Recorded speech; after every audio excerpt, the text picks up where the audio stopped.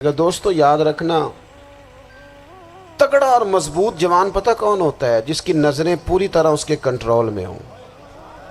یہ علامت جوانی ہے۔ جس آدمی کا پوری طرح، دو لوگ دنیا میں کبھی کوئی کارنامہ سر انجام نہیں دے سکتے، ایک جو حرام کھاتا ہو، ایک جس کی نظر ناپاک ہو۔ محمد بن قاسم جب یہاں آئے تھے نا، تو ایک دن بڑے پریشان تھے، تو ایک بزرگ کہنے لگے آپ کیوں پریشان ہیں؟ کہنے لگے راجہ دہر سے مقابلہ ہے اور ہماری فوج تو سندھ کے رستے بھی نہیں جانتی، زبان بھی نہیں جانتی، لڑیں گے کیسے؟ دو چار دن کے بعد ان بزرگوں کی دوبارہ محمد بن قاسم سے ملاقات ہوئی تو بڑے خوش تھے۔ کہا اب آپ کیوں خوش ہیں؟ کہنے لگے وہ میرا مقابلہ نہیں کر سکتا، میں نے تحقیق کر لی ہے۔ کہا کیوں؟ کہنے لگے نظر کا گندہ ہے، اور جو نظر کے گندے ہوتے ہیں وہ میدانوں میں ٹھہرا نہیں کرتے۔ میدان کے لیے نکلنے کے لیے پاک جوانی کی ضرورت ہوتی، تطہیر مزاج ہونا ضروری ہوتا ہے، پاکیزہ افکار اور سچی اور سچی ستھری سوچوں کا ہونا ضروری ہوتا ہے۔ اس لیے فرمایا کہ میرا مقابلہ نہیں کر سکتا۔ حضرت عبداللہ ابن حذافہ کمرے میں تھے، تو وزیر کی بیٹی اندر سجی سنوری پہنچ گئی۔ جیسے ہی آپ نے اس کفر کی چال کو دیکھا تو تیمم کر کے نفل شروع کیے۔ وہ ساری رات بیٹھی رہی، رب کا بندہ ساری رات عبادت کرتا رہا۔ عبادت بڑا سہارا ہے، مصلی بڑا سہارا ہے اللہ کے بندوں۔ صبح دروازہ کھولا، وزیر نے اپنی بچی سے پوچھنا چاہتا تھا رزلٹ کیا نکلا، تو وہ کہنے لگی پیچھے ہٹ جا، اب تیرا میرا تعلق کوئی نہیں، میں نے نبی پاک کا کلمہ پڑھ لیا۔ اس نے کہا میں نے بھی زمانہ دیکھا ہے، پر یہ کیا لوگ ہیں، کستوری کے بنے ہوئے، سندل سے دھلے ہوئے، کہ میں ساری رات کمرے میں رہی اور 100 اور 1000 آدمی جس جوان کا مقابلہ نہ کر سکے، اتنا طاقتور جوان کمرے میں رہا اور اسے نظر اٹھا کے نہ دیکھا۔ او کچا رنگ للاری والا جڑا چڑھدا تے لیندا رہندا ہے، اے عشق تیرے دا رنگ محمد چڑھیا پھر نہیں لیندا۔ میں کہا ایک دفعہ نظر اٹھا کے نہیں دیکھا، کمال ہو گئی۔ اتنے بڑے لوگ، اتنی بڑی سعادت مندی، فیروز بختی، معاملہ فہمی حد ہو گئی۔ اللہ اکبر۔ دوستو بادشاہ جب پوری طرح ہار گیا نا، اس نے کہا مار دو۔ تیل گرم کیا ایک کڑاہی میں، اور جب آپ کو اس میں ڈالنے لگے تو آپ کی آنکھوں میں آنسو آ گئے۔ بادشاہ کا خیال ہوا شاید نرم ہو گئے ہیں، کہنے لگا روئے کیوں؟ فرمانے لگے سوچتا ہوں جان ہی ایک ہے، کتنا مزہ ہے اس کی راہ میں جان دینے کا، کتنی لذت ہے اس کے نام پر مرنے میں، کتنا لطف ہے۔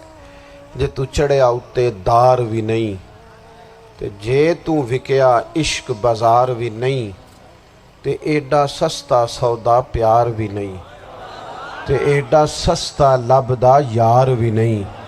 کئی جنگل گانے پیندے نہیں، کئی دوزخ لنگنے پیندے نہیں، جے وہ اس ملوں بھی مل جاوے، ایدوں سستا ہور بپار بھی نہیں۔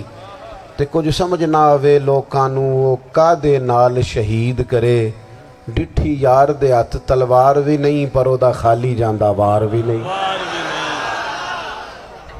کہنے لگے ایک جان ہے نا، تو دل کرتا ہے ہزاروں ہوتی تو ایک ایک کر کے محبوب کے نام پہ قربان کرتا، جب میرے پاس ہے ہی ایک، کروں کیا؟ حضرت عبداللہ ابن حذافہ رضی اللہ تعالیٰ عنہ جب روئے اور بادشاہ نے یہ بات سنی، تو بادشاہ اٹھ کے کھڑا ہو گیا، سارے وزیروں مشیروں کو کہنے لگا تم نے کہا تھا نا بندہ ضائع کرنے والا نہیں، یہ بھی ضائع کرنے والا نہیں۔ کہنے لگا میرا ماتھا چومو، تم جیسے لوگوں کو قتل نہیں کرنا چاہیے، آزاد کرنا چاہیے۔ عزیز اپنی زندگی سے نا یہ بہت زیادہ ہرس، ہوس، طمع، اور یہ کسی بات کی بھی ہو، ہرس صرف پیسوں کی نہیں ہوتی ہے، شہرت کی بھی ہوتی ہے، یہ بیماری انسان کو اقتدار کی بھی ہوتی ہے، تعریف کی بھی بیماری ہوتی ہے، یہ سارے نقص ہوتے ہیں لوگوں کو، اور معاذ اللہ بعض جبوں کبوں کے اندر بھی ہوتے ہیں، وہاں بھی پنپتے ہیں۔ اپنی زندگی جب تک اس سادگی میں نہیں لاؤ گے جو رسول پاک نے عطا فرمائی ہے، جب لوگ آسانیوں میں پوری طرح الجھ گئے تو پھر وہ دور ہوئے اور کفر چڑھ گیا۔ دوسری بات، اللہ کے محبوب صلی اللہ تعالی علیہ وسلم کی محبت ہم سے تقاضا کرتی ہے کہ ہم اس مشن کے لیے کام کریں جس مشن کے لیے رسول پاک نے کام فرمایا ہے۔ ہم سارے کام بڑے مضبوطی سے، سوچ سمجھ کے، تدبر سے، حکمت سے، تقاضوں کو مد نظر رکھتے ہوئے کرتے ہیں سارے کام۔ دین کے کام میں ہمارا مزاج نہیں ہوتا، او ہو جائے گا جی، آپ بسم اللہ پڑھیں جی، شروع کریں جی۔ آپ تقاضوں کو سمجھیں، چیزوں کو دبائیں نہیں، چیزوں پر غور کریں۔ کسی کے ذہن کی سطح پر سوال ابھرتا ہے، اس کا تسلی بخش جواب دیں۔ اپنی زندگی میں دین کے کام کے لیے اپنے آپ کو وقف کریں، اور دین کے کام کے بہت سارے پہلو ہیں۔ ہزاروں لوگوں کو قرآن پاک ٹھیک پڑھنا نہیں آتا، ہزارہا لوگ ہیں جو قرآن مجید کے مطالب سے آگاہ نہیں ہیں، دین کی بنیادی ضروریات سے لوگ نابلد ہیں۔ میں آپ کو کس طرح یہ بات سمجھاؤں کہ ہزاروں کی تعداد میں طلاقیں اس لیے ہوتی ہیں کہ مردوں کو طلاق کے مسئلے نہیں آتے، انہیں پتہ نہیں ہے کہ مجھے حقوق زوجین کے معاملے میں کیسے چلنا۔ ڈھیر سارے گھروں میں تباہی اس لیے ہے کہ تربیت اولاد کا دینی منہج ہمیں نہیں پتا۔ اپنا حصہ ملائیں دین کے کام میں۔ ایک آدمی کو اگر تو نمازی کرنے میں کامیاب ہو گیا، تیری زندگی بدل گئی۔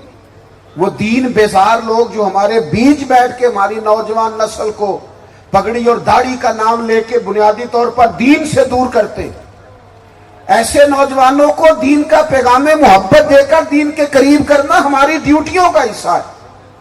ہمیں ذمہ داری کا احساس کرنا پڑے گا، ہمیں یہ خاص قدم اٹھانا پڑے گا، توجہ دینی پڑے گی۔ مساجد، مدارس، میں آپ سے عرض کروں، اتنی ڈٹ کے مخالفت ہوتی ہے نا مدرسوں کی، اتنی ڈٹ کے۔ میں ادارہ چلاتا ہوں، اس کے چلانے میں جو مشکلات ہیں وہ تو ہم بتا نہیں سکتے آپ کو، اس لیے کہ میری قوم، میرا اس قوم سے تعلق ہے جو نعت خواں امیر کرنا چاہتی ہے، مدرسے نہیں۔ نقیب خطیب پیدا کرنا چاہتی ہے، شعر و شاعری کی زندگی کو پروان چڑھانا چاہتی ہے۔ فقط ہمارا ان لوگوں سے تعلق ہے جو لاکھوں کروڑوں روپیہ محافل پہ لگائیں گے، اور قاری صاحب بیچارے اگر مسجد کا کوئی ہونے والا کام کسی وقت بتا دیں گے تو وہ بڑی مشکل آ جائے گی ان کے لیے۔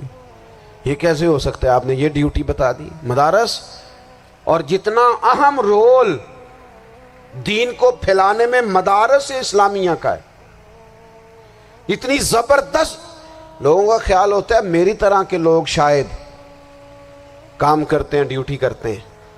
یہ 10-15 لوگ آپ کو نظر آتے ہیں جو آپ کو کہیں میڈیا پر یا ادھر ادھر ڈیوٹی کرتے، مخلص لوگ اپنی جگہ پہ، وہ بھی بڑا ہی کام کر رہے ہیں، جو میڈیا پہ آ کے بھی اخلاص سے اور درد دل سے کو دین کی، ان کی بھی کسی بات کی حوصلہ شکنی نہیں۔ لیکن ہزارہا اساتذہ جو مدارس میں بیٹھ کے پڑھاتے ہیں، جنہوں نے وہ سارے لوگ تیار، آپ سمجھ نہیں سکتے کتنا بڑا کام۔ حفظ کا استاد جو ہوتا ہے نا، اس کی ڈیوٹی 24 گھنٹے ہوتی ہے، فجر سے پہلے، اور اس نے بچوں کو اٹھانا۔ تنخواہ تو ہم انہیں دینا نہیں نہ چاہتے جی، تنخواہ نہیں دے دی انہوں نے، ہم بھی مولوی امیر نہ ہو جانا۔ مولوی نو تے سوٹ بھی 27ویں والی رات دے ہے تاکہ کدھر سوان کے عید والے دن پا نہ لوے، چونکہ 27ویں تو بعد تے درزی پھڑتا ہی کوئی نہیں، کیوں حضرت؟ ایسے ہی ہے نا، اس وقت تو نہیں نہ لیتا، تو ہم چاہتے ہیں مولوی ہماری مرضی کے ہماری طرح کا سوٹ نہ پہن لے۔ مدارس کی مضبوطی، آپ یہ دیکھ لیں، یہ صلاح الدین ایوبی کا تعلق بھلا کس چیز سے تھا؟